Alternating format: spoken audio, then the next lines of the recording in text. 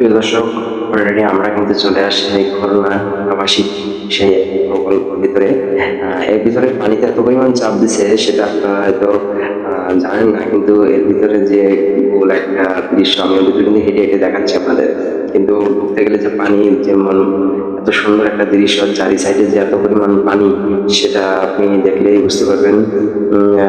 আমি আবারই এখানে আনন্দ উপভোগ করছি, একা একা একটু ঘোরাফেরা করছি। এবারে যখন বেরোয় আসতেছি তখন দেখা যাচ্ছে প্রচুর পরিমাণ পানি। আর এই পানিতে একটু হাত মুখ ধোবো, দেখে কেমন পরিষ্কার চকচকা পানি, দেখে মন চাচ্ছে এটা হাত মুখ ধুতে।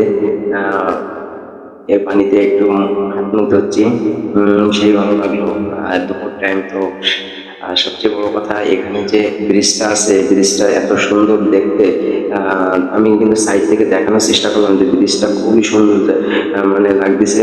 আর পানি একবার কাছের মতন চকচক চকচক করতেছে।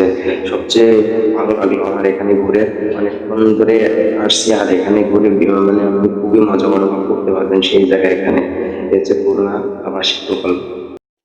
এই পার্কের ভিতরে আপনার 3টে ব্রিজ আছে, খুব সুন্দর সুন্দর ব্রিজ, সেটা দেখার মতন আসলে।